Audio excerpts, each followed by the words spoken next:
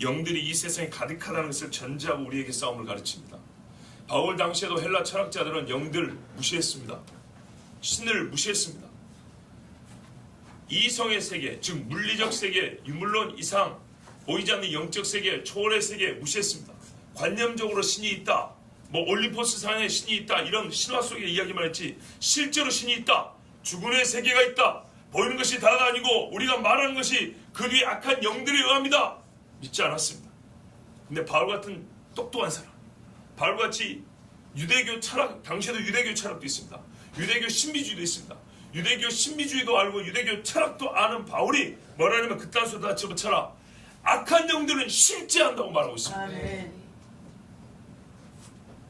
바울보다 똑똑한 분 안 계시면 바울의 말을 들으십시오. 아멘. 사람의 말로서라도 들을 가치가 있습니다. 아멘. 당대 최고의 엘리트인 바울이 뭐라 그러냐면 나는 귀신이 없고 영이 없다는 말을 믿지 않는다. 있다 그럽니다. 이러한 강력한 존재들이 있는데도 불구하고 교회가 이 존재들을 무시하고 아무 일도 없는 것이냐, 우리는 교회이기 때문에 그것들하고 상관없는 것이냐, 또는 교회이기 때문에 뭐 당연히 싸움 없이 걔들이 그냥 물러갈 줄 아는 것은 아주 헛된 생각입니다. 바울은 뭐냐면 우리의 씨름, 옛날 번역은 뭐랍니까? 싸움, 영어 번역은 레슬링입니다. 뒤엉켜서 싸운다는 얘기입니다.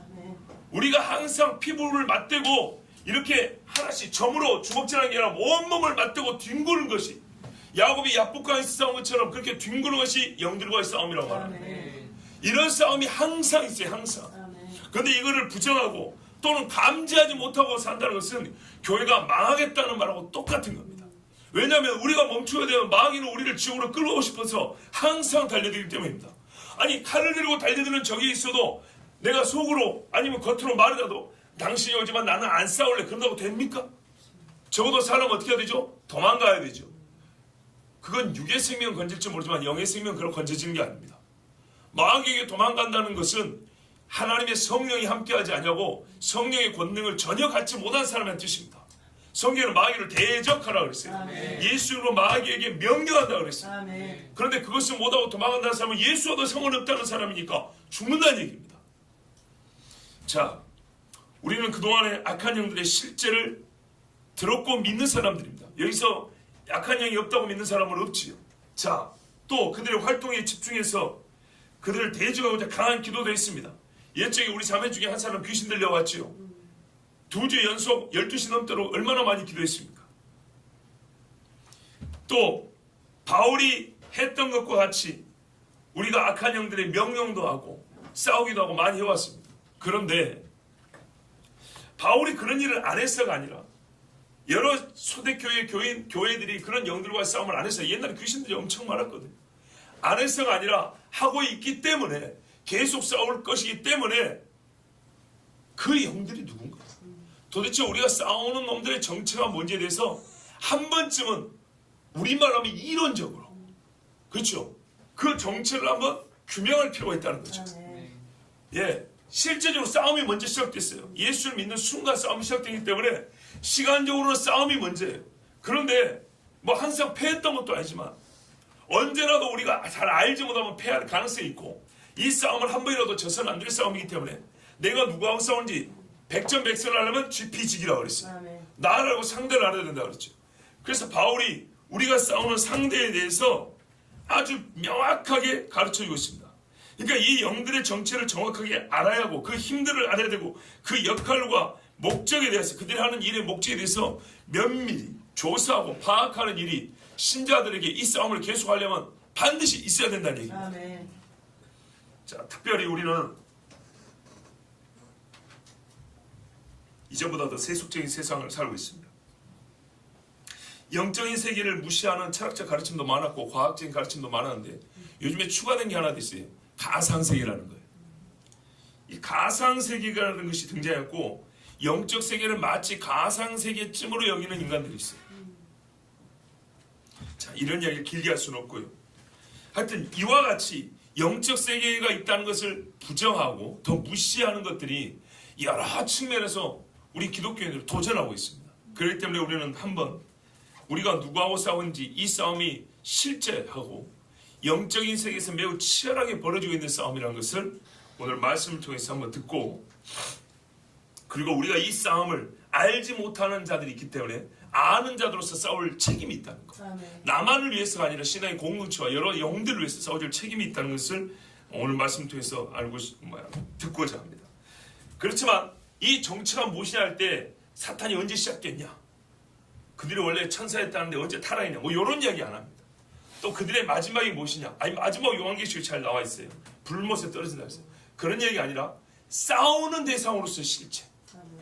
우리가 이 땅에 있는 동안에 매일 부딪히고 우리랑 씨름하고 레슬링하는 그 존재로서의 사탄이 누구냐, 그 영들이 무엇이냐, 오늘 말씀을 통해서 보고 싶습니다. 자, 먼저 할 것은 우리의 신자의 싸움이 혈과 육의 싸움이라고 합니다. 주먹질 총칼 들고 싸우는 얘기가 아니란 말입니다. 주먹이나 어떤 사람의 무기로도 이길 수 없는 자가 우리에게 싸움을 걸어오고 있습니다. 항상 걸어옵니다. 그가 누구냐면 오늘 말씀을 통해서 보면 땅의 것으로는 분명히 이길 수 없기 때문에, 땅에 속한 자들이 아니기 때문에 뒤에 가면 하나님의 전신갑주를 입으라 이렇게 말씀하고 있는 자들입니다. 자, 먼저 그들을 누구라고 말합니까? 통치자라 그러죠. 자, 옛날 번역에는 뭐라 그랬습니까? 정사라 그랬습니다. 정사와 이렇게 되어 있습니다. 왜 통치자라고 하냐면 영어 번역 때 보통 룰러라고 번역을 했기 때문에. 그런데 옛날 정사라고 할 때는 프린시펄리티, 이게 무슨 말이냐면 프린스, 왕자가 다스리는 땅 이런 말입니다. 옛날 번. 이게 무슨 어떤 의미냐? 이 정사라는 말은 마귀는 전지한 존재가 아니에요. 전능한 존재가 아니에요. 무소부지하지 않아요. 이건 하나님 것이에요. 마귀는 한정적이어서 막 움직여 댕겨야 돼요. 그리고 한 곳에서 여러 일을 동시에 못해요. 그래서 마귀는 한정적인 존재이기 때문에 정사란 말은 어느 지역을 통치하는 왕이 있는 것처럼, 왕자인 것처럼 이 악한 영들은 나름대로 지역을 정해갖고 다스려요. 아시겠죠? 그래서 바사국 군주라는 말이 나오는 거예요. 바사국 군주가 이 바사국에 있는 다니엘에게 하나님의 말씀을 들고 올 때 바사국을 다스리고 있는, 바사국의 영토를 담당하고 있는 악한 영이 막았다 그 말이에요. 그러면 이 영들이 강합니까 약합니까? 엄청나게 강합니다. 가브리엘 천사를 못 오게 막을 정도로 강한 것이 바로 이 정사입니다. 그러니까는 또 여기 표현들이 보통 군 계급 내지는 행정 조직 계급들의 이름이에요. 그래서 사람들은 이 악한 영들의 계급 체계가 있나 보다 이렇게 생각합니다. 옳습니다. 틀린 건 아닙니다. 나름대로 지위가 있습니다. 성경 보면 천사들이 자기 지위를 따라 이렇게 되어 있습니다. 본래 받은 권능이 있고 지위가 있습니다. 그렇기 때문에 이것도 맞는 말인데 본문에서는 그 지위만 말하는 게 아니고 동시에 그들이 행하고 있는 악한 영들의 악한 일의 각 영역을 말해줍니다. 계급에 따라서 스케일이 다를 것이고 그러겠죠. 그들의 능력이 다르겠죠. 그래서 하는 일도 달라요. 예를 들면은 그 C.S. 루이스가 쓴 그 뭡니까? 스크루테이프 편지에 보면 삼촌 사탄이 있어요. 새끼 마귀가 있어요. 그러니까는 이 새끼 마귀 하는 것은 한 사람 한 사람 들어가지고 이 간교한 말로 그 영혼을 도둑질해 오는 거예요. 그것을 뒤에서 코치하고 전체적으로 그런 영들을 주관하는 큰 영이 있어요. 이게 큰 놈 마귀예요. 자, 그런 것처럼 이 능력의 차이가 있고 지위의 차이가 있다는 것은 그들이 행하는 일에 있어서도 차이가 있다 이 말입니다. 한 나라를 다스리고 한 사람 한 사람을 위해 향하여서 가서 공격하는 영들. 아시겠죠? 무슨 뜻인지. 예, 한 시대를 장악하는 그런 영들도 있는 것이고. 자, 이렇게 그 크기와 악한 영들의 활동 영역, 범위를 구분시켜 주는 겁니다. 정사는 뭐라고요? 한 나라, 한 영토, 지역을 다스리는 영입니다. 그래서 우리가 이것을 현실적으로 보는 게 뭔지 아십니까? 기독교 복음이 들어간 땅은 악한 영들의 활동이 주춤하고 약해져요. 맞죠? 교회가 없는 땅은 악한 영들이 매우 활발해요. 무슨 말인지 알겠죠? 정사가 그런 거예요. 자, 근데 여기서 미리 하나 짚고 넘어갈게. 이 정사 권세 이것들이 힘이 있으니까 물리적인 힘을 발휘할 것 같은데 걔놈들은 그렇게 싸움을 거르지 않습니다. 이 레슬링의 정체로 뭐냐면 간교한 꾀입니다. 꾀. 자, 11절에 보세요. 마귀의 간계를 이 대적하기 위하여 하나님의 전신갑주를 입으라. 13절에 하나님의 전신갑주를 취하라. 그랬죠? 자, 전신갑주를 입으라는 이유가 두 가지인데, 첫 번째는 이 마귀가 간계를 향하기 때문이에요. 크게 보면 이게 생각 싸움인데, 간계니까 생각 싸움인데, 이게 그래서 물리적 싸움이 아니기 때문에 세상의 전신갑주는 안 된다는 겁니다. 하나님의 전신갑주는 우리의 영과 마음을 다스리기 때문에 그래서 간계를 이길 수 있어요. 두 번째는 역시 생각을 지배하는 것들이 영이기 때문에 하나님의 전신갑주가 필요하다는 겁니다. 자, 요거 잊지 말자고요. 물리적 싸움이 아니에요. 아시겠죠? 간계는 물리적 싸움이 아니다. 그래서 우리의 씨름은 혈과 육의 싸움이 아니다. 그러므로 우리가 취해야 될 것은 하나님의 전신갑주다. 하나님의 전신갑주는 영적 무장이다. 전신갑주에 대해서는 17년도 후반기 새벽기도 때 전했습니다. 혹시 궁금하면 그때 한번 말씀 다시 들어보시고요. 자, 이들의 정체론을 파악하는 게 주목적이니까 두 번째, 권세는 뭐냐? 말 그대로 권세입니다. 권세인데요, 한자 표현이 참 중요합니다. 세력과 권위가 결합된 겁니다. 그렇죠? 그러니까 파워라고 번역한 영어도 있고 authority 하면서 권위라고 번역한 적도 있어요. 그러니까는 권위적인 힘을 발휘합니다. 권위적인 힘이 뭐라면 영향력입니다. 영향력. 우리 문화를 창출하는 어떤 가치들, 시대마다 풍미하는 사상, 사조, 문화들이 있죠. 이것들을 만드는 힘입니다. 소위 세속 철학들, 쾌락을 추구하고 자기를 사랑하고 배급, 곧 금을 숭배하고 오늘날에 사람들의 마음을 끌어당기는 거대한 이런 바람을 일으키는 것들, 이런 영들을 말합니다. 그러니까는 샥 한번 돌 때마다 바람을 일으키죠. 음풍을 일으키기도 하죠. 그죠? 돈바람을 일으키기도 하죠. 속임과 피바람을 일으키기도 하죠. 이런 영들입니다. 어마어마한 영들입니다. 여차하면 전쟁도 일으키죠. 이 과학만능주의, 사람들의 마음속에 진화, 우리는 벌레로부터, 우리는 단세포로부터 시작됐어. 세상 사람들의 우주를 보는 눈을 바꿔버리죠. 생명체를 바라보는 눈을 바꿔버리죠. 이런 힘을 발휘한 것들이 권세라고 표현된 영들입니다. 보입니까? 안 보입니다. 자, 보십시다. 그 다음에 이 어둠의 세상 주관자들입니다. 어둠의 세상 주관자, 이 세대의 어둠의 주관자들 그랬습니다. 사람의 생각과 행동을 조종하는 놈들입니다. 사람의 생각이 어떻게 바뀌냐면 우리가 보고 듣는 것이 무엇이냐에 따라서 달라집니다. 요즘에는 무엇 때문에 사람의 생각이 자꾸 바뀝니까? 미디어입니다. 미디어. 그렇죠? 그리고 강제적으로 바뀌는 경우도 있습니다. 법입니다. 제도입니다. 그리고 자연스럽게 바꿔버리는 경우도 있습니다. 교육입니다. 이 어두운 일을 꾸미고 배후에서 강력한 힘으로 어둠으로 들어가는 길을 넓히는 조작자들, 말 그대로 작전을 세우는 영들, 세상 전체를 보면서 어디에 어떤 전술 전략을 세우면 자기들이 이길 수 있는지를 파악하는 영들, 사상적 꿰을 생활에서 실제화시키기 위해서 여러 매체를 동원하고 힘있는 사람들을 동원해서 사람들의 생각을 조작하는 놈들, 이놈들이 어둠의 세상 주관자들입니다. 한마디로 말하면 사람들을 정신을 못 차리게 한 놈들입니다. 하늘에 있는 악의 영들에게 대함이라. 악의 영들, 앞에 있는 것들을 포괄적으로 말하기도 합니다. 또 계급적으로 보면 가장 이 하위에 있는 놈들을 말한다고 말하는 사람도 있습니다. 뭐 이랬든 저랬든 좋습니다. 이 영들이 하는 일들은 다 악한 겁니다. 그래서 영들 자체가 악하고 이 영들이 하는 일이 악합니다. 그런데 이들이 어디에 있습니까? 하늘에 있습니다. 땅을 지배하는 힘은 하늘에 있는 자들에게 있고, 그래서 결코 땅에 있는 자들이 땅에 속한 것으로 이 하늘에 있는 것들을 이길 수 없습니다. 이길 수 없다는 뜻은 악을 이기지 못하는 말이기도 하고, 선을 행하고자 해도 이들을 이기지 못하고서는 절대로 하나님이 기뻐하시는 의로운 행사가 불가능하다는 얘기입니다. 이놈들은 의로운 일을 할 때마다 막습니다. 그래서 교회가 의롭고 선한 일을 할 때는 그때마다 악한 영들과의 전쟁에서 승리한 결과로 가능하다는 사실을 아셔야 합니다. 아멘.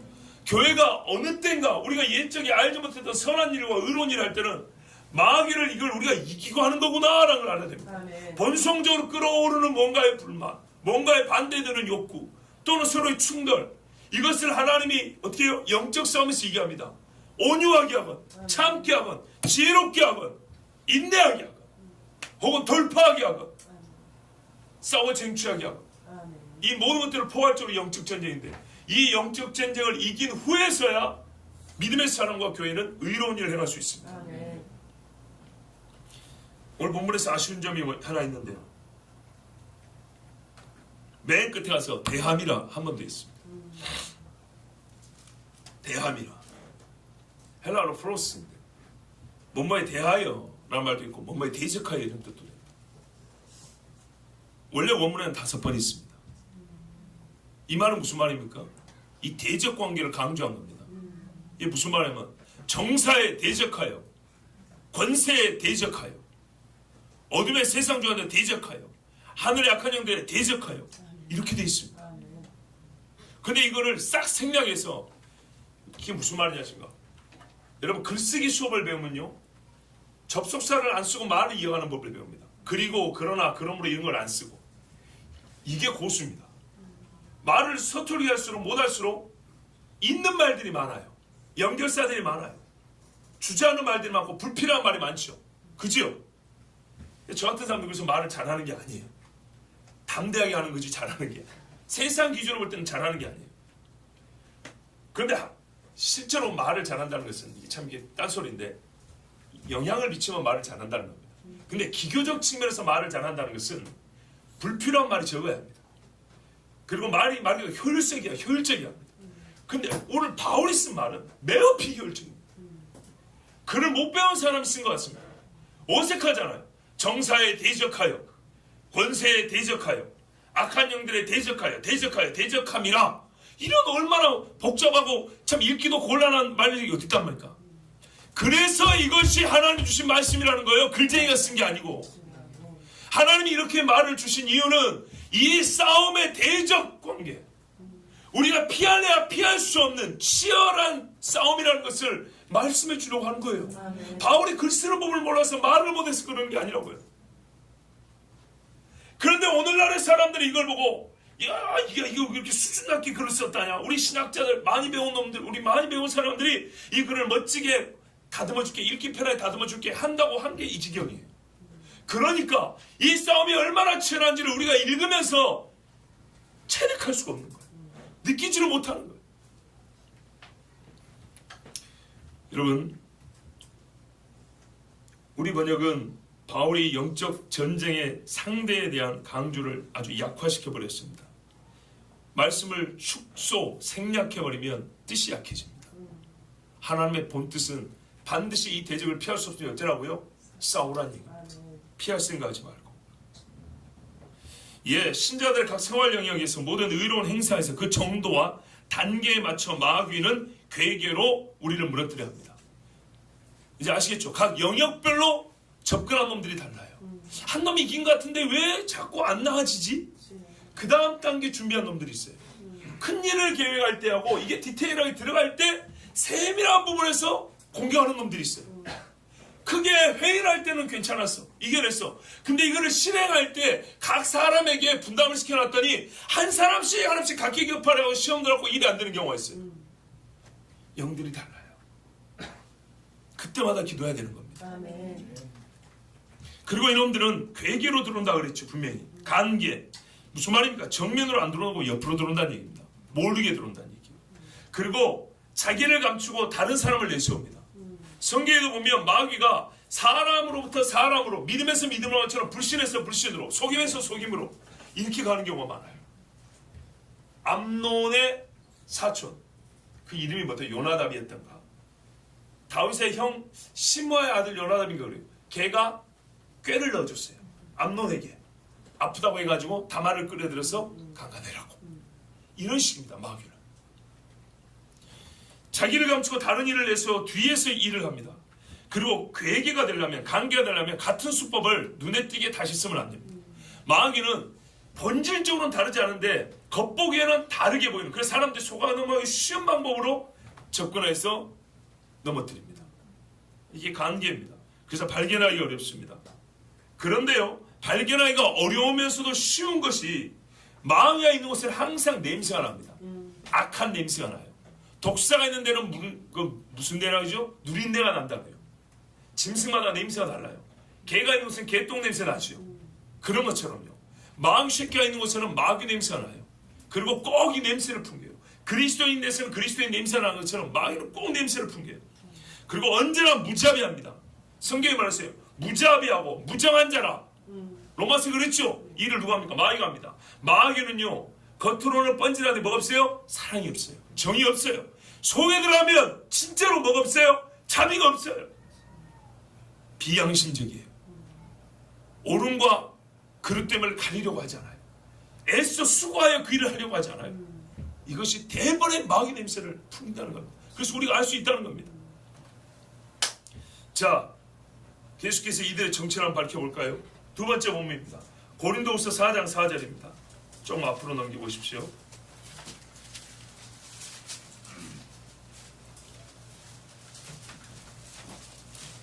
같이 읽겠습니다. 고린도후서 4장 4절 시작. 그 중에 이 세상의 신이 믿지 아니하는 자들의 마음을 혼미하게 하여 그리스도의 영광의 복음의 광채가 비치지 못하게 하미니 그리스도는 하나님의 형상이니라. 아멘. 사탄은 이 세상의 신이라고 부릅니다. 원래 신이었다는 게 아니라 이 세상의 신입니다. 세상이 인정하는 신이고 세상을 지배하는 자이다. 세상 사람들이 어떤 우상을 숭배하든 간에 항상 결론은 사탄을 숭배하는 겁니다. 세상이 만들어낸 신입니다. 믿지 아니하는 자들의 신입니다. 자, 이 사탄이 하는 일이 뭐냐? 그리스도의 영광의 복음의 광채가 비치지 못하게 한다 그랬어요. 그리스도의 영광의 복음, 그냥 복음이라고 됐는데 수식을 길게 했어요. 그리스도의가. 이건 뭐 설명이 많이 필요 없죠. 영광의 복음. 이건 역시 어려운 거 아닙니다. 제가 복잡하게 오늘 말씀드리지 않습니다. 그리스도의 영광은 뭡니까? 바로 복음입니다. 그가 왜 영광스러운 존재가 됩니까? 왜 우리에게 영광을 받는 존재입니까? 그의 복음이 주어졌기 때문입니다.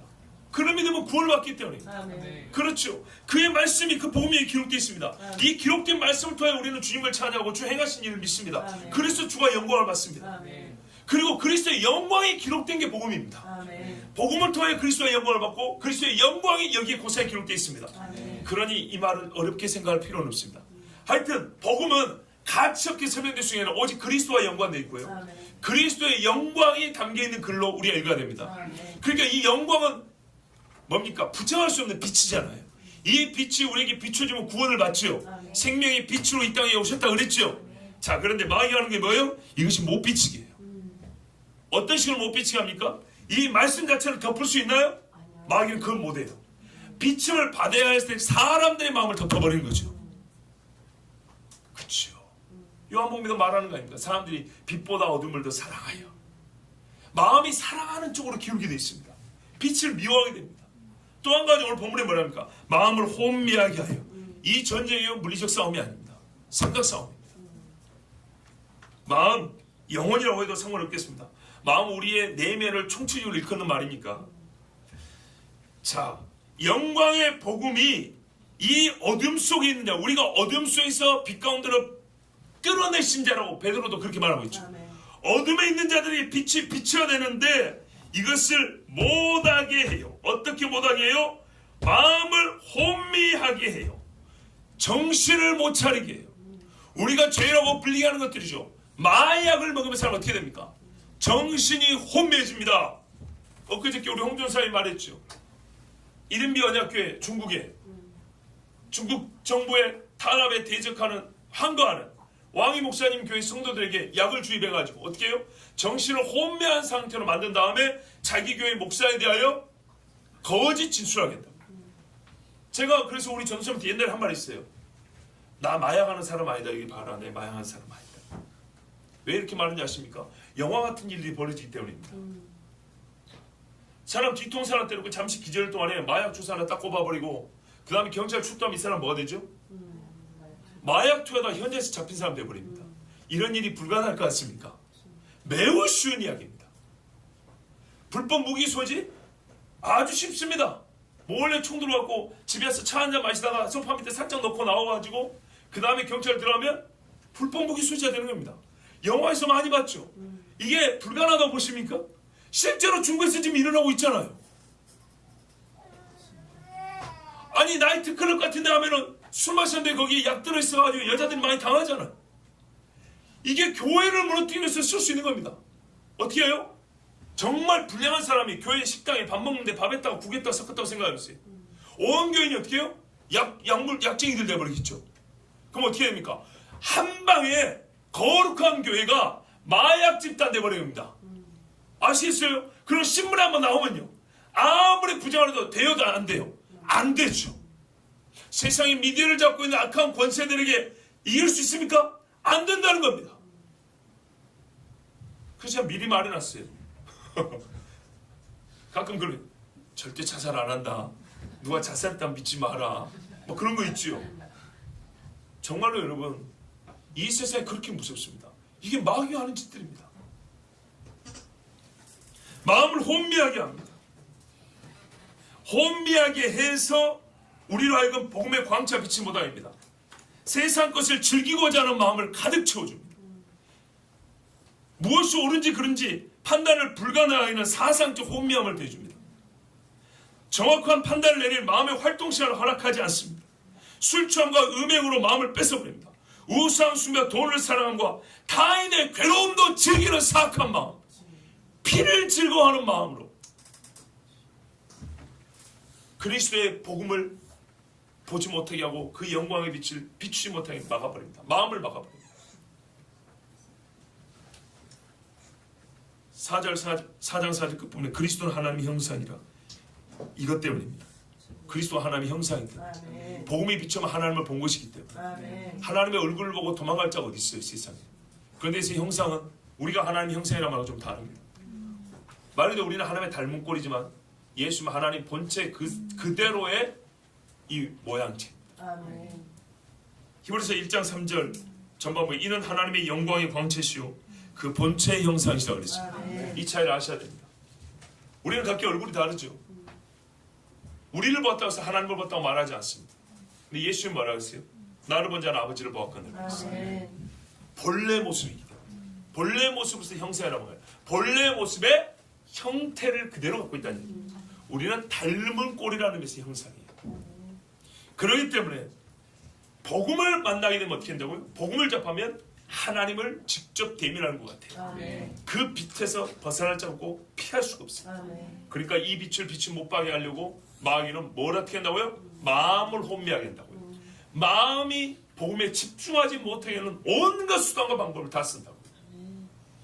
그리고 우리가 어떻게 싸워야 될까요? 이것들을 제거해야죠. 어린 아이들이 게임에 빠져 있으면 게임기를 부셔버리고,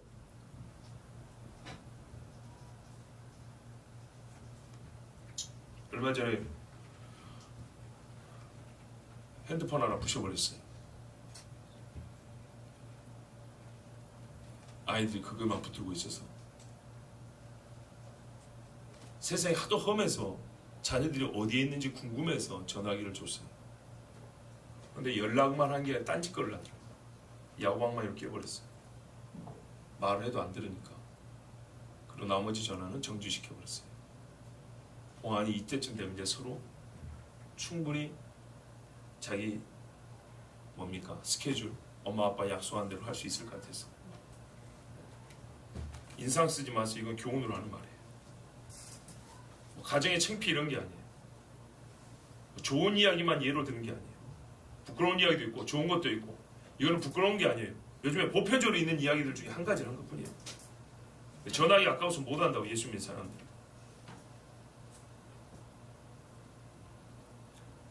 마귀에게 빠져나간 것을 알면서도 그대로 두는 것은 바보 같은 짓입니다.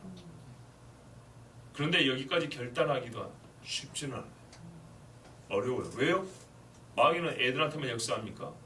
어른한테도 역사합니다. 대부분 이게 돈이 몇 푼인데 그 다음을 생각하고 그 다음을 생각. 애들은 당장을 생각하지만 어른들은 그 다음 이 그 다음 하나하나 할 때마다 마귀가 그 중간중간에 덫을 하나 놓고 둘 놓고 세 개 놓고 못 벗어납니다. 고린도후서 10장 3절에서 5절에 우리가 육신으로 행하나 육신에 따라 싸우지 아니하노니, 보세요. 우리가 육신으로 살아요. 그러나 육신대로 싸우는 게 아니에요. 우리의 싸움은 사는 거는 육체로 살지만 싸움은 육체로 싸우는 게 아니죠. 우리의 싸우는 무기는 육신에 속한 것이 아니요 오직 어떠한 견고한 진도 무너뜨리는 하나님의 능력이라. 아멘. 모든 이론을 무너뜨리며 하나님 아는 것을 대적하여 높아진 것을 다 무너뜨리고 모든 생각을 사로잡아 그리스도에게 복종하게 하니 그랬어요. 아멘. 모든 이론, 하나님 아는 것을 대적하여 높아진 것, 이것들이 무너뜨려지면 우리 손에 잡히는 것, 그게 뭐니까? 생각입니다. 모든 생각입니다. 이것들이 무너지지 않으면 생각을 쥐지 못해요. 마귀가 내 생각을 쥐는 거예요. 생각을 누가 쥐느냐, 여기에 승패가 갈린 거예요. 생각이 그리스도께 복종되어야 영적 전쟁에서 이긴 것입니다. 마귀는 사람의 마음 생각을 잡고 놓아주지 않습니다. 이론을 세우고 하나님을 대적하는 사상과 생각의 성벽을 쌓습니다. 그러므로 아직도 하나님 아는 것을 대적하는 마음이 내 안에 있다면 나는 이 세상 신에게 잡혀 있다는 겁니다. 아직도 하나님의 생각을 기뻐하지 못하는 생각이 내 속에 있다면 나는 어떻게 해요? 생각이 마귀에게 잡혀 있는 겁니다. 아무리 내가 개인적으로 부인하고 싶어도 성경은 진리요 객관적인 사실을 말하고 있는 겁니다. 아멘. 그렇다면 이를 몰아내기 위해서 우리가 무엇을 강구해야 될까요? 주의 하나님의 능력이라. 아멘. 이 견고한지를 무너뜨린 주의 능력이라 그랬어요. 아멘. 이 능력을 어떻게 얻습니까? 어떻게 얻죠? 능력이 임했다는 것은 성령이 함께 하신다는 것인데 어떻게 얻죠? 예수님이 하신 말씀이 뭡니까? 기도와 금식에는 이런 유가 나지 않느니라 그랬어요. 정말 안타까운 일이에요. 정말 안타까운 일이에요. 마태복음에 마가복음에 기록되어 있는데 애가 귀신 들렸어요. 겁먹었으면 간질병이에요. 간지럽고 개거품을 물고 애가 쓰러져요. 한다고. 성경은 말하자면 독자라고 그랬어요. 장가를 보내겠습니까? 예? 밤에 자다 간질나면 어떻게 해요? 죽어요. 자, 여러분. 이런 아들을 놓고 애비가 정말 얼마나 힘들고 참으로 그 아들이 불쌍하기도 하고 어찌할 방법이 없어서 제자들이 왔어요. 고쳐달라고. 아니 근데 뭔 간질병 걸린 사람을 일반 사람을 고쳐달라 하면 됩니까? 소문을 들었거든요. 그 전에 둘씩 가면서 예수님을 귀신 쫓았다는 얘기를 들었거든요. 병 고쳤다는 얘기를 들었거든요. 그 후에 있었던 일이에요. 그러니까는 그 소문을 들었기 때문에 제자들도 할 수 있을 줄 왔어요. 그런데 안 돼요. 예수님이 왔어요. 왜 못하냐고 그랬어요. 내가 얼마나 너희와 함께 있어요. 왜 못하냐고 그랬어요. 왜 못하냐 정도 할 엄두가 안 나죠. 무섭잖아요. 예수님께 말했어요. 귀신이 들어서 이 아이를 불에도 물에도 던지며 죽이려 하나이다. 나는 봤어요. 실제로 어릴 때 봤다고요. 귀신이 물로 끌고 들어간 걸 봤다고요. 꼬랑창에 떨어지게 하는 걸 봤다고요. 귀신이 이런 일을 합니다. 고차원의 존재는 저차원을 컨트롤한다 했습니다. 실제로 그럽니다. 왜 자살하는 곳, 사람 죽은 곳 이런 데 많은지 아십니까? 악한 영들이 검증된 방법이거든요. 사람 죽이 딱 좋은 방법들이요. 결국 악한 영은 죽이는 데 일을 하고 죽이는 걸 목적으로 합니다. 귀신이 돼지떼 들어왔더니 2,000마리가 물에 몰수하더라. 이 집의 독자를 간질병에 걸리고 점점 죽음을 끌고 갔는데 때로 불 속에도 불인지도 모르고 정신이 혼미하니까 불인데도 들어갑니다. 물에도 들어갑니다. 수영도 못하는 게 왜요? 정신이 혼미하니까. 생각으로 살아서 뭘 본지도 모른다. 멍하고 합니다. 우리가 그래서 뭐래요? 눈이 풀어졌다 그러죠. 눈동자 보면 안다 그러죠. 맞습니다. 하나님의 말씀을 보고 들을 때도 눈동자 보면 바로 합니다. 아멘. 자, 그래서 이 영이 이 아들을 끌고 왔는데 예수님이 말했어요. 더러운 귀신아 나오라. 아멘. 명령을 합니다. 아멘. 그런데 그 다음이 중요합니다. 이 귀신이 떠나가면서 소리를 지른다 그랬어요. 소리를 지르는데 퍽 쓰러졌어요. 죽은 것처럼 하고 가더라. 자, 이때 예수님이 어떻게 해요? 놀라죠. 아이고 뇌진탕으로 죽어버렸는가 보다. 귀신 쫓다 사람 죽였다고 아이고 내일 뉴스에 나오겠네. 깜빵 가겠네. 예수님 아니다. 죽은 척한 거다. 끝까지 속이는 놈이에요. 그때 믿음이 약해지거든요. 제자들 별 관심이 없었어요. 그렇죠? 예수님이 그때 말씀했어요. 기도와 금식에는 이런 일이 나지 않는다. 아멘. 자, 이와 관계에서 중요한 이야기 하나 해드릴게요. 한 30년도 더 된 이야기, 한 88년쯤 저희 부모님이 그때 당시 아버지가 38세 정도 됐습니다. 어머니는 32세. 그러니까 30대 초반 후반에 젊은 사람들이 한겨울에 저희 집은 김양식을 했어요. 김양식이 얼마나 힘드냐면 새벽부터 나가서 들에서 추운데 이 웅덩이에 물을 길어다가 김을 이걸 불을 피워가지고 들에서 그 찬바람 쐬면서 재래식 김양식 김을 떠가지고 말리고 뜯고 하여튼 엄청 복잡해요. 저녁 점심 먹고 일부는 남아서 그걸 정리하고 말리고 건조하고 일부는 바다에 가가지고 다시 생김을 바다에서 뜯어야 됩니다. 바닷물이 얼어요. 고드름이 이렇게 얼듯이. 그 고생을 하고 집에 오면 다시 바닷물 빼고 또 창고에다 말리고 하루 종일 이렇게 돌아갑니다. 얼마나 힘든지 몰라요. 그런데 그 바쁜 와중에 친척 중에 할머니가 간암이 걸렸어요. 당시 연세 많아야 50대 초반이에요. 간암에 걸렸는데 문제는 그냥 병이 있고 악한 영이 역사한 병이 있어요. 보면 알아요. 그때 마흔도 안 됐는데 우리 아버지가 보기에는 이 병은 기도하면 나을 병이라 믿음이 생겨가지고 초수가 6촌 사촌도 아니고 6촌 집에 가가지고 그 할머니를 붙들고 어머니 아버지가 뭐라면 아버지가 한겨울인데 땀으로 물옷을 찼다고 그랬어요. 온몸에 땀에 젖을 정도로 이 양보일 옷이 짜면 물이 나올 정도로 그렇게 기도를 했답니다. 매일 밤마다 집에도 꿀도 갖다 주면서. 그리고 어떻게 된지 아십니까? 살아난대요. 간암이 걸리면 피가 안 도는 거 아시죠? 새까매지는 거. 화색의 얼굴이 부그러해지고요. 숨을 똑바로 쉬고 꼿꼿이 앉아 선답니다. 놀랍죠? 밤마다 그런 거예요. 가고 나면 죽어가는 거예요. 다시 가서 예배하면 또 살아나는 거예요. 근데 하는 말이 그 할머니 하는 말이 귀신이 우리 아버지가 함자가 한 병자 은자인데 병은이가 오면 이놈의 새끼가 저기 대문 밖에 있다. 근데 이렇게 보고 있다가 네가 가면 다시 들어오고 네가 와서 기도하고 예배하면 나갔다가 또 들어오고. 돌아가시는 저희 막내 할아버지가 또 목사님이었는데 그때 당시 역시 50대 초반 정도. 얼마나 훌륭한 목사님인지 몰라요. 목소리도 저보다 더 낫다고 봐야 돼. 할머니하고 그러니까 그 사모님하고 목사님하고 그렇게 또 강한 분들이에요. 고향 방문 오랜만에 했다가 이 형수님이죠. 그분들이 볼 때는 아프다니까 가가지고 기도하고 예배하는데 역시 마찬가지예요. 싹 살아난 거예요. 아무 병이 없는 쌩쌩해지는 거예요.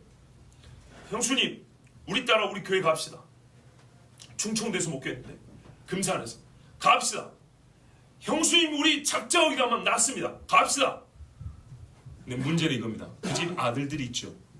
그 집 아들이 안 보내줘요. 간암 말기예요. 간암 말기 못 일어나야 되는데 예배만 드리면 쌩쌩해지는 거예요. 본인 입으로 귀신이 왔다 갔다 한다 그래요. 자, 그 다음에 문제예요. 근데 그 집 아들이 내외가 결혼한 지 얼마 안 됐어요. 한 30쯤밖에 안 됐어요. 신혼 때라고요. 그리고 애기도 있긴 있었어요. 자기 어머니가 간암 말기가 돼가지고 죽게 생겼어. 밤마다 끙끙거려요. 기도 한 번 안 해요. 예수 믿는다는 아들이 기도 한 번 안 해요. 6촌이야. 자기들은 겨울에 일이 없고 목수니까 별 일이 없어요. 근데 여기는 생활비를 벌고 9명 대식구를 먹여 살려고 한겨울에 새벽부터 밤늦게까지 일을 해야 겨우 생활비를 벌어 먹고 살 수 있는 집이에요. 그런데도 불구하고 할아버지가 그때 신앙이 약해가지고 얼마나 우리 아버지를 뭐라 하는지 몰라요. 그런데도 그를 뚫고 가서 이 6촌이고 그게 할머니는 5촌이죠. 당순고 살려보겠다고 밤마다 와서 물옷을 차고 기도를 하고 예배를 하고 새벽에 또 일어나서 일을 하고. 그런데도 그 집 새끼들은 뭐 한다고요? 자요. 와서 같이 기도를 하는 것도 아니고 형님 수고한다 음료수 하나 주는 것도 아니고 어떻게 하면 어머니가 살수 물어보는 것도 아니고 자요. 영적 전쟁을 하는 무리가 있고 자는 사람이 있고 소위 아멘 라인 있고 주여 벨트가 있고 한교에서 그러면 안 돼요. 아멘 라인 예배 시간에 기도할 때 아멘 하는 선을 딱 꺼보면 맨날 똑같은 선 거짓 안 된다고요. 안 하는 사람도 아멘 해야죠. 이제 주여 벨트가 있어요. 미국의 남쪽에 가면 바이블 벨트라고 있다고 그래요.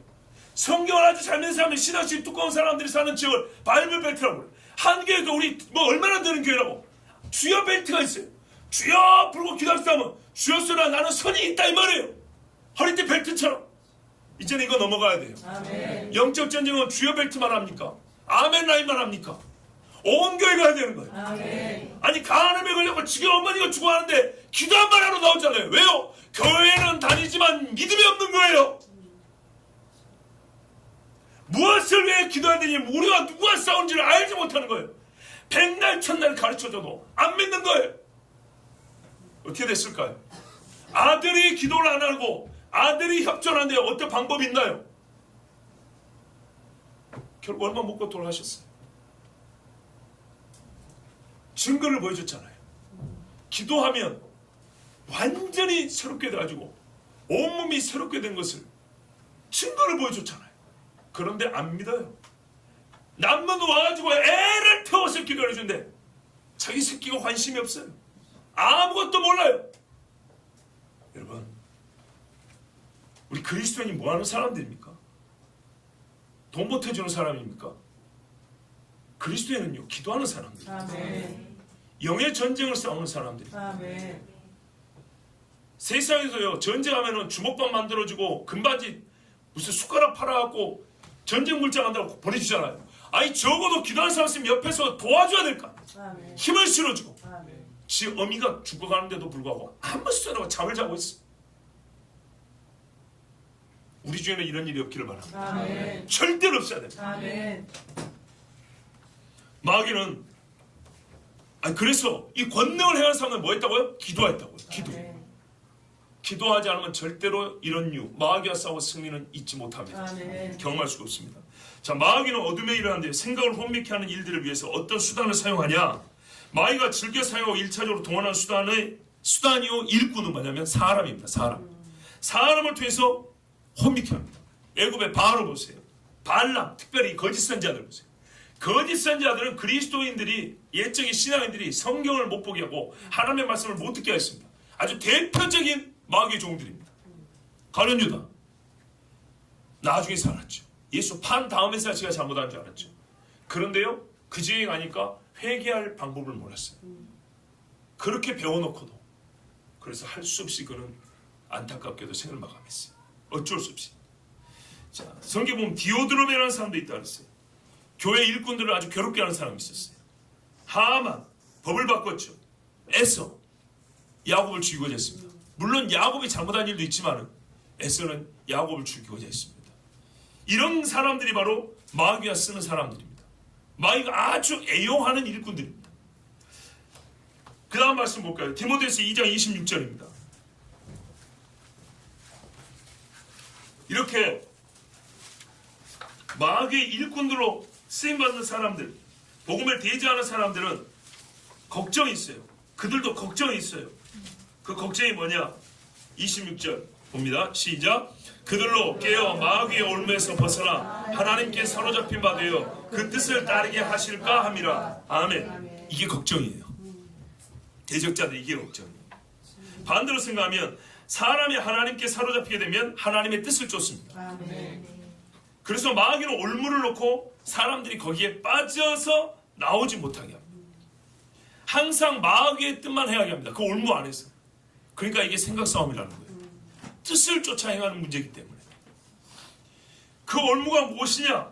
고린도후서에서 답이 나왔죠. 혼미한 마음. 혼미한 마음에서 벗어나지 못하게 해요. 그래서 하나님의 뜻을 모르게 해요. 그 생각을 하나님의 뜻에 사로잡히지 못하게 해요. 자, 아시겠죠? 오늘 요점은 이거예요. 우리가 싸우는 대적의 정체가 뭐냐?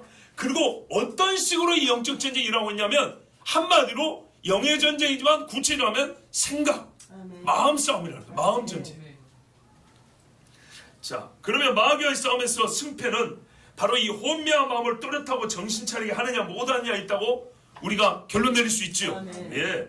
그래서 이 싸움에서 이기기 위하여 먼저 그리스도인이 혼미한 마음을 가진 사람을 더욱 혼미하게 만드는 말을 하거나 혼미한 상태에 대하여 우호적인 판단을 내려서는 안 된다는 것을 먼저 알아야 됩니다. 아멘. 누군가 혼미한 상태에 있는데 괜찮아라고 판단을 내리면 안 돼요.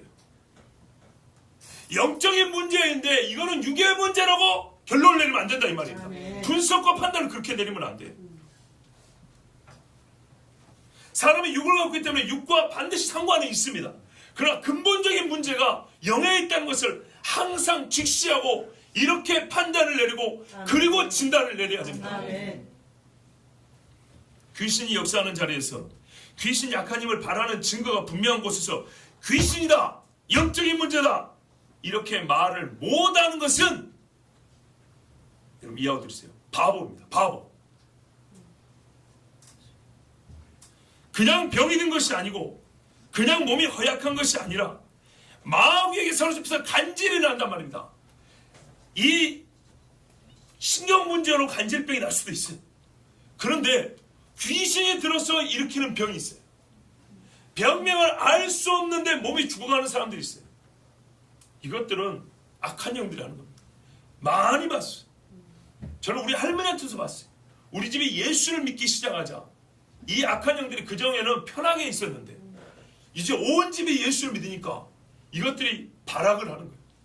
할아버지 할머니한테 영들이 얼마나 강해졌어요. 특별히 할머니한테. 정말 할머니를 죽기 일거지 숨이 넘어가기 직전까지 아니 여러 번 있었어요. 제가 어릴 때 이야기입니다. 그때마다 우리 아버지가 뭐라고 했다고요? 모여라! 기도하자, 예배하자. 이래서 그때마다 이렇게 하는데 한 번은 추석 명절이었는데 밖에 옛날에는 외지 사람들 많이 오잖아요. 섬이 그냥 떠들썩합니다. 옛날에는. 가득가득 집집마다 사람들이 있으면 대가족인데다가 친척들까지 오니까. 근데 하필 추석 때 할머니가 또 귀신 때문에 어떻게 해요? 숨이 넘어가게 생겼어요. 소위 헛것이 보이고 발작이 일어나고 숨을 못 쉬고 죽어가는 겁니다. 그러면 친척들이 어떻게 합니까? 빨리 너희 어머니 시내로 모셔야 한다. 그때는 빠른 배들도 없는데 하여튼 동네에서 제일 빠른 배 해가지고 여수로 모셔야 한다면 난리합니다. 제일 빠른 배라 해봐야 1시간 안짝입니다. 근데 우리 아버지가 뭐라 하는지 아십니까?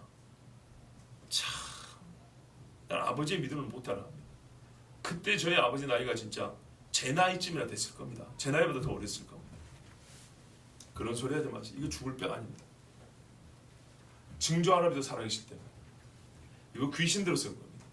이 미친놈아 이게 귀신 들었냐? 네가 어머니 죽는다. 네가 어머니 죽인 놈이 될 거냐? 둘 중에 하나입니다. 어머니 죽인 아들이 될 거냐? 이런 극단의 상황에서 혹시 모르니까 어떻게 해야 되죠? 병원 가야 되죠. 이 병은 귀신 때문에 병 든 것이지 이거는 육체 질병이 아닙니다. 왜냐하면 그때 어떤 영적인 갈등이 하나 있었어요. 그것을 아버지가 돌파해 나가는 중이었어요. 또 안 믿는 사람들을 말하려 뱀을 잡은 귀신 든다 그랬죠. 예, 그때쯤 해가지고 아버지가 총말로 대명이나 흑사 비쌉니다. 예, 꽃뱀이 1,000원 흑사는 한 10몇만 합니다. 요걸 한 마리 잡아왔거든요. 안 믿는 사람들 명절에 그것도 뱀 잡았으니 믿음 없는 사람들한테 귀신 되기 딱 좋습니다. 우리 할머니가 믿음이 별로 약했거든요. 이건 팔아먹어야 되는데 사람들이 하는 말이 뭐겠어요? 이 추석이 명절에 귀신 섬긴 날에 네가 이 뱀을 잡아왔으니 그런다 막 별소리를 다 하죠. 그런 소리 들을 거 없고 내 어머니는 내가 차립니다. 진짜 숨이 곧 넘어가는데 어머니 딱 모시고 할머니 모시고 기도를 했어요. 그 할머니 지금 90이 넘었습니다. 사람들이 뭐라 하는지 아십니까? 아따 병은이야 믿는 하나님이 진짜 있는가 보다. 아멘. 정말로. 야 믿음이야. 믿으려면 병은이야 집이다. 이렇게 나오는 겁니다. 일단은 분별을 해야죠.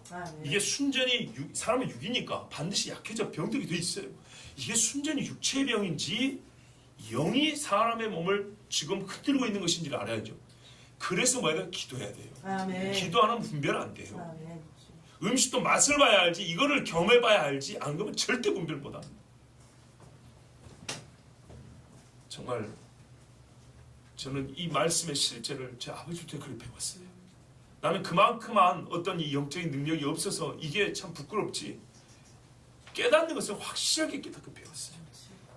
그러니까요. 귀신이 역사 안 돼서 이건 아니다 이런 소리 하지 말라고요.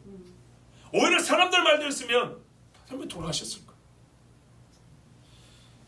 자 여러분 혼미한 마음 악한 마음은 하늘에 있는 어둠의 악한 영들에게서 옵니다. 그죠? 이 말은 마음의 혼미함을 제거하기 위하여 우리가 사용하는 지식과 권능 또한 땅에 거시어서는 안 된다는 얘기입니다. 하늘에 속한 지식을 알아야 하고 그 영광을 바라보는 눈이 있어야 하고 그 초점이 분명해야 됩니다. 흐릿하면 안 돼요. 하나님의 능력을 받아야 합니다. 에베소서 1장 보면 교회가 무엇인지 가르쳐주는데 이 중에 매우 중요한 우리가 조금 간과하기 쉬운 문제가 말씀이 있는데 오늘 영적 전제 관계에서 매우 중요한 교훈이 있어요. 너희 마음의 눈을 밝히사 1장 18절입니다. 에베소서 너희 마음의 눈을 밝히사 그의 부르심의 소망이 무엇이며 성도 안에서 그 기업의 영광의 풍성함이 무엇이며 그의 힘의 위력으로 역사하심을 따라 우리에게 베푸신 능력의 지극히 크심이 어떤 것을 너희로 알게 하시기를 구하노라. 아멘. 교회에게는요 부르심의 소망, 기업의 영광의 풍성함, 그의 힘의 위력의 능력, 우리에게 믿는 자 주신 베풀의 능력이 얼마나 큰지를 알게 하시기를 원한다. 교회에게 이런 능력이 있어요. 그런데 이거를 모르니까 사용을 못해요. 이런 능력을 줬는데 교회가 받은 은사와 하나님 주신 선물 중에 이것이 있다는 걸 몰라요. 귀신을 대제하면 이길 수 있다는 이 능력을 하나님이 줬다는 걸 모른다고요. 다른 것들은 교회가 받은 선물이라고 그렇게 우리가 막 좋아하고 이것저것 막 주워 섬기는데 하늘에 속한 이 영적 권세를 주었다는 것을 인정을 안 한다고요. 그러면 어떻게 되느냐? 그 뒤에 이게 바로 부활의 권능인데 그의 능력이 그리스도 안에서 역사하사 죽은 자들 가운데서 다시 살리시고 하늘에서 자기 오른편에 앉히사 모든 통치와 권세와 능력과 주권과 이 세상뿐 아니라 이것들을 다스리는 능력이란 말이에요. 이것들을 제한하는 힘이란 말이에요. 그것뿐만 아니라 오는 세상에 일컫는 모든 이름 위에 뛰어나게 하시고 또 만물을 그의 발 아래 복종하게 하시고 그를 만물 위에 교회의 머리로 삼으셨느니라. 교회는 그의 몸이니 만물 안에서 만물을 충만케 하신 이의 충만함이니라. 아멘. 여기서 약간 제가 문법적으로 좀 기교를 불려서 해석하면 보세요. 만물을 그의 발 아래 두셨다 했어요. 만물이 그의 발 아래 복종한다 그랬죠. 만물이 그의 발 아래 복종합니다. 근데 교회가 그분 곧 주님의 몸입니다. 그러면 만물이 어디 안에 있다는 거예요? 몸 안에 있다는 거죠. 그렇죠. 교회 발 안에 있다는 거예요. 그래서 마태복음에 뭐라 그래요? 음부의 권세가 이기지 못한다 교회를. 이렇게 말하는 거예요. 그 말씀을 금요일 날 전할 거예요. 오늘과 금요일에 이 영적인 문제, 교회 권세를 말씀 전할 거예요. 자 보세요. 교회에게 하나님께서 하늘에 있는 권능을 줬다 그랬어요. 그래서 이 세상의 주권자들과 통치자들을 제어할 수 있는 힘을 줬다 그랬어요. 그리고 이게 우리가 말하는 교리적으로 어떻게 가능하냐? 우리는 그리스도의 몸인데 세상의 모든 권세들은 그리스도가 자기 발 아래 뒀다 그랬단 이 몸체 안에 뒀다 그랬어요. 그랬으니 교회가 이 권세를 받는 건 당연하고 권세를 행사하는 것은 지극히 정상적인 겁니다. 근데 이것을 매우 낯설게 생각하고 뜨문뜨문하고 아니면 이것을 우리가 가지지 않은 것이냐 스스로 이렇게 약하게 생각해서는 겸손이 아니라 불신입니다. 무지입니다. 자, 다시 말씀드립니다. 우리의 대적은요 매우 강력한 자들입니다. 이 사실을 결코 잊지 마세요. 하늘에 있는 것들입니다. 그러나 누가 승리하셨습니까? 주 예수께서 승리하셨죠. 성경 곳곳에서 말씀합니다. 그래서 승리하신 주님이 그 승리하실 때 썼던 무장을 우리에게 허락하십니다. 함께 상속자된 자들이라고 그랬습니다. 영원한 기업을 우리에게 함께 주실 뿐만 아니라 그 기업을 얻을 수 있도록 이 영적 무장도 우리에게 허락하셨습니다. 그게 하나님의 전신갑주입니다. 우리 힘으로는 결코 이 마음에 이길 수 없기 때문에 우리 힘만으로 이길 수 없는 자들이 우리 대적이기 때문에 이기신 분이 이김의 능력과 무장을 우리에게 주셨다는 뜻입니다. 자, 베드로전서 5장 8절 9절을 보면 근신하라 깨어라. 우리의 대적을 또한 상징적으로 비유적으로 이렇게 말해요. 너희 대적 마귀가 대적 마귀인데 우는 사자같이 두루다니며 삼킬 자를 찾는다. 너희는 믿음을 굳건하게 하며 그를 대적하라. 아이고 사자하고 대적하랍니다. 이는 세상에 있는 너희 형제들도 동일한 고난을 당한 줄 알미라. 아멘. 이 싸움에는 고난이 있는데요. 자 여러분 우리가 평상시에 너무 문학적 읽기에 익숙해가지고 쉽게 나왔는데 우는 사자입니다. 우는 사자는 어떤 모양이냐면 먹이를 찾는 사자입니다. 자 이 말씀을 실천 한번 보시죠. 먹이를 찾아 으르렁거리는 사자와 한번 싸워본 분이 손 들어보세요. 진짜로 싸워봤다. 없죠. 싸울 생각이 있는 분 한번 손 들어보세요. 나 저기 용인 에버랜드 하면 사파리 있다는데 차에서 중간에 내려서 나는 사자한테 돌진해 보겠다 생각 있으신 분, 그것도 밥 먹고 있는 사자한테 돌진해 보겠다 생각 없죠? 왜요? 무서우니까. 왜 무섭죠? 나보다 강해요. 어느 정도로 강합니까? 내가 택도 안 되게 막 이 사자가 너무 강해요. 그런데 왜 마귀를 우습게 알지? 우는 사자 같다잖아요. 자, 이렇게 현실적으로 얘기해 주니까 사자한테 덤빌 엄두가 안 나죠. 이게 마귀예요. 이렇게 강하고 무지막지하게 덤벼드는 놈이 마귀라고요. 자기의 먹이로 삼고 있는 영혼을 붙잡기 위해서 이 영혼을 뺏으러, 즉 복음의 빛으로 가지고 오는 사람들과 어떻게 싸우냐면요, 먹이를 움켜쥐고 있는 숫사자처럼 싸우는 게 마귀라고요. 우습습니까? 대충 가서 이길 수 있을 것 같습니까? 근데 주의 말씀을 우리가 대충 흘려가요? 기도를 그냥 숨 죽이고 해요? 이라고 될까요? 남의 식구로 와서 가난 걸리라면서 애를 쓰는데 본 식구는 그러든지 말지 잠이나 퍼지러 자요? 이라고 귀신이 나갈까요? 이라고 싸울 수 있을까요? 절대 불가능합니다. 제발 성경을 좀 믿으세요. 성경의 사람들이요, 성경을 믿으세요. 우는 사자입니다. 사람이 상상할 수 있는 가장 무서운 짐승으로 표현한 겁니다. 지금 밥 먹고 있는 사자를 코트를 건들 자신이 없으면 마귀도 그렇게 무지막지하고 무섭다는 말입니다. 그런다고 무섭고 떠라는 얘기가 아니라 성경이 뭐래요? 너희 믿음을 굳게 하여 대적하라 하잖아요. 믿음을 굳게 하면 뺏어올 수 있다 이 말입니다. 성경이 뭐래요? 강한 자가 더 무엇을 움켜쥘 때는 더 강한 자가 와서 그 강한 자를 결박한 후에 늑탈한다 그랬어요. 그리스도 예수의 권세를 가지고 더 강한 권세를 가지고 와서 마귀의 권세를 결박한 후에 영혼을 뺏어오는 겁니다. 그래서 한 영혼을 구하기가 어려운 거예요. 한 영혼을 구하기 위해서 그래서 이렇게 지난한 영적 싸움이 끊임없이 계속되는 거예요. 한 번을 봤더니 안 되더라. 여러분, 요즘에 직장들 하는데도 수백 개 이력서를 씁니다. 수백 개 이력서를 써요. 영원한 생명을 구하는데 우리가 진짜 우는 사자하고 붙어 싸우는데 피 한 방울 안 흘리고 싸우려고요? 한 대도 안 맞고 싸우려고요? 지치지 않고 그냥 편하게 싸우려고요? 왜 그런 식의 사고방식을, 이런 생각 자체가 혼미한 생각이에요. 성경이 가르치지 않는 생각이에요. 너희 형제들도 동일한 고난을 당한다. 이 마귀와 싸우는 고난이 있다 하잖아요. 여러분, 그러므로 우리가 하나님의 전신갑주를 입어야 합니다. 마귀가 어떤 힘을 가지고 있는지, 그가 어떤 방법으로 사람을 사망의 올무에 가둬놓는지 성경에서 확실히 아셔야 합니다. 그리고 우리는 예수 그리스도를 믿고 그의 영광을 바라보는, 그의 영광의 나를 바라보는 소망과 하늘에 속한 지식을 가지고, 이게 하나의 능력이 됩니다. 그리고 어떻게 해요? 혼미한 정신을 가진 사람들에게 이 또렷한 소망을 바라보는 총기 있는 눈으로 또렷하게 정확하게 하나님의 말씀을 가르쳐줘야 합니다. 그 빛을 직선으로 비춰줘야 합니다. 그리고 항상 기도와 금식으로 하나님의 능력을 구비하고 있어야 합니다. 우리 주님이 그렇게 말씀했습니다. 어느 한때가 아니라 늘 우리가 이 일을 즐겨야 합니다. 이게 바로 경건의 능력이죠. 경건은 일상에서 나타나는 겁니다. 마귀 새끼가 언제 올지 모릅니다. 그리하면 주 예수의 이름으로 명령하여 악한 영들을 내어 쫓고 사망에 사로잡혀 종노릇하고 마귀의 올매에 잡힌 자를 끌어내어 구할 수 있습니다. 이를 성경의 표현들하면 불에서 건져내는 것입니다. 마지막으로 다시 말씀드립니다. 영의 전쟁을 가볍게 여기지 마십시오.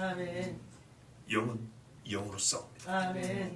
우리의 영을 강하게 무장하시고 이 영적 전쟁에서 늘 승리하는 우리 모두가 되기를 축복합니다. 함께 기도하겠습니다.